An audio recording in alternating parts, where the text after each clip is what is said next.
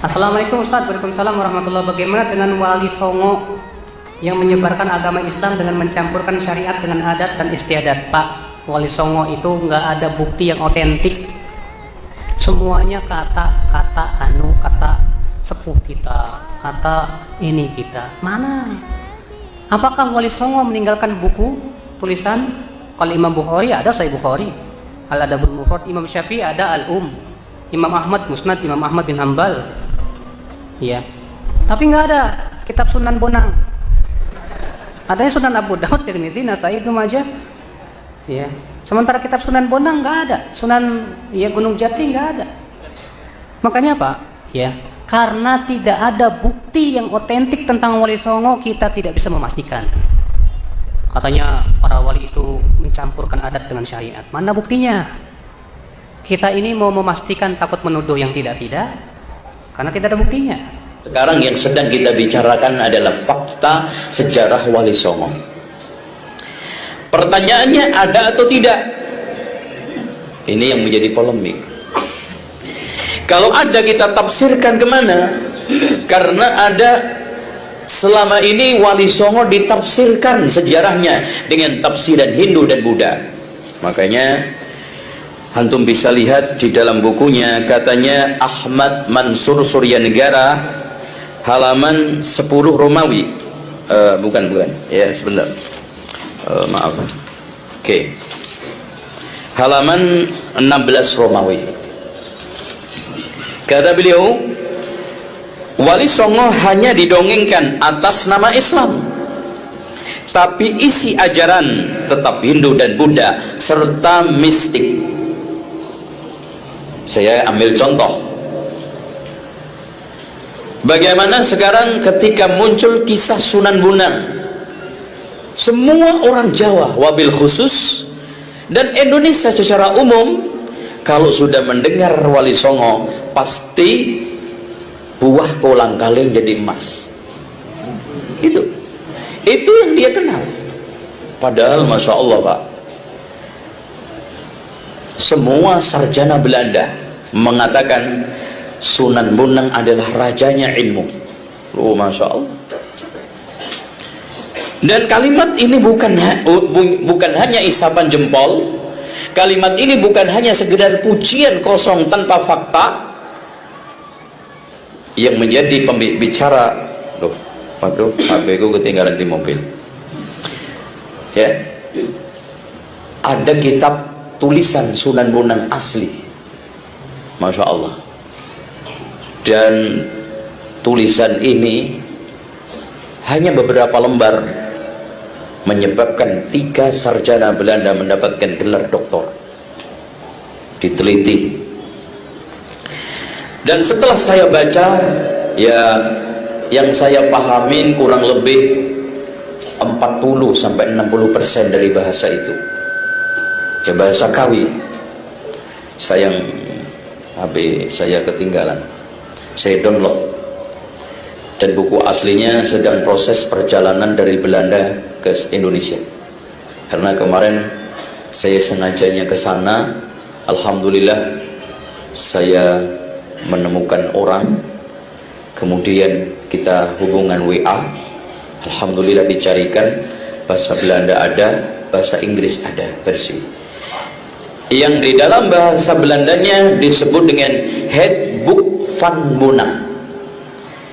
Kemudian diterjemahkan di dalam bahasa Latin Kawi dengan Primbon 1 Sunan Bonang, Primbon Bonang 1, Primbon Bonang 2. Yang lebih mengagetkan kita, ternyata hadirin sekalian, pemahaman Sunan Bonang sungguh sangat dalam tentang ahli sunnah wal jamaah. Kaget kalau antum baca fakta buku dari Handboek van Bonang. Sulit untuk kita menceritakan tentang buah kolang-kaling, kita sandarkan kepada Sunan Bonang.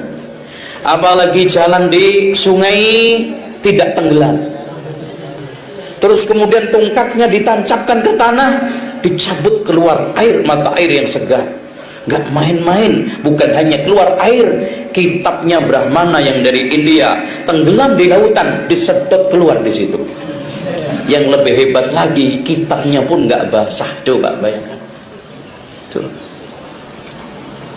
Ini fakta. Ya.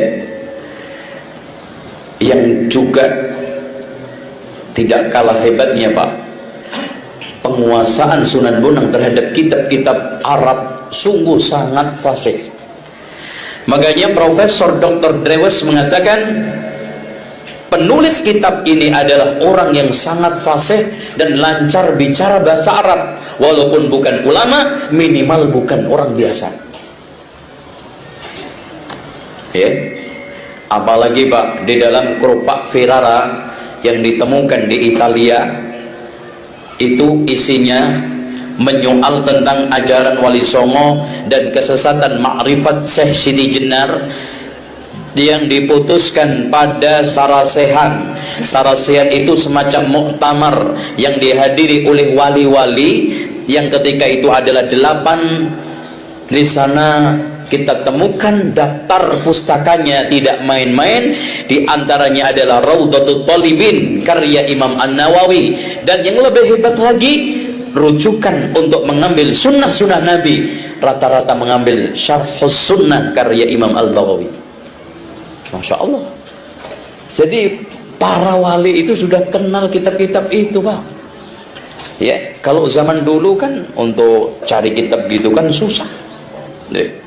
Ini penting kita bahas karena ada salah satu ustadz di YouTube berani ngomong dan berbohong atas nama keilmuan. Apakah tidak? Saya sudah meneliti sekian tahun, atau 10 tahun, 15 tahun ngomong, dan saya tidak menemukan adanya Wali Songo. Dia ini bohongnya levelnya sudah tingkat dewa ini, Pak. Ya, kenapa? Saya nggak nyampe 3 tahun, cuma 6 bulan udah ketemu buktinya. Buktinya apa? Buktinya dia mungkin nggak belajar yang disebut ilmu filologi dan ilmu arkeologi. 2. Kalau orang-orang umum senangnya pakai arkeolog, gali-gali tanah, ya, berdebu-debu kayak yang di Mesir itu kan, orang gali-gali piramid. Ya, tapi ada ilmu yang lebih menarik untuk orang kampus, namanya filologi. Yang dibahas apa? Yang dibahas itu manuskrip. Manu itu ya, tulisan pakai skrip tulisan manual pakai tangan, karena dulu gak ada percetakan. Ajaran-ajarannya Wali Songo ditulis oleh murid-muridnya dalam manuskrip tua. Ada yang berbahasa Arab, ada yang berbahasa Arab Pegon, tulisan Arab Pegon, ada yang pakai Hana Caraka, ada semua. Nggak nyampe 3 tahun kita bahasnya, apalagi 10 tahun seperti dia ngaku. Masalahnya dia baca apa sih gitu? Kok dia nggak tahu? Yang paling gampang siapa?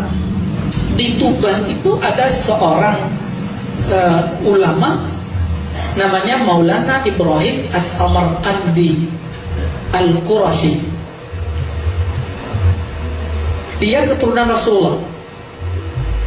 Orang sana nyebutnya Asmoro, Mbah Asmoro, padahal namanya As-Samarqandi. Ya begitulah, makanya orang nggak tahu lagi sama masa lalunya, karena disebutnya pakai nama kampung Asmoro. Nah, Kiai Asmoro atau Mbah Asmoro ini nama aslinya Sayyid, ya, Sayyid Ibrahim As-Samarqandi. Sayyid Ibrahim As-Samarqandi ini lama di Gujarat, asalnya Samarkand, Uzbekistan, tapi keturunan ulama-ulama Zuriat Rasulullah di Yaman. Syekh atau Sayyid Ibrahim ini melahirkan anak namanya Raden Rahmat alias Sunan Ampel. Sunan Ampel punya anak lagi yang di Tuban, pulang lagi ke Tuban tuh anaknya, namanya Sunan Bonang. Nanti ada Sunan Raja, Sunan, itu keturunan dia semua. Kita punya silsilahnya, ketemu di mana? Ketemu di manuskrip. Bisa kita buktikan ke Perpus Nasional kalau nggak percaya. Perpus Nasional lantai berapa gitu, dulu lantai 4, nggak tahu sekarang ada perubahan, lantai 7 atau lantai berapa sekarang. Itu ada gudang perpustakaan manuskrip. Jadi tulisan tangan yang sudah berumur 5 abad itu ada di situ. 4 abad, 3 abad, 2 abad, 1 abad ada di situ. Di tanah Sunda muncul Syekh Abdul Muhyi Pamijahan. Tahu? Syekh Abdul Muhyi bukan Pamijahan yang di Bogor, tapi Pamijahan yang yang di daerah apa tuh antara ya, Cirebon sama Tasik itu ya, itu ada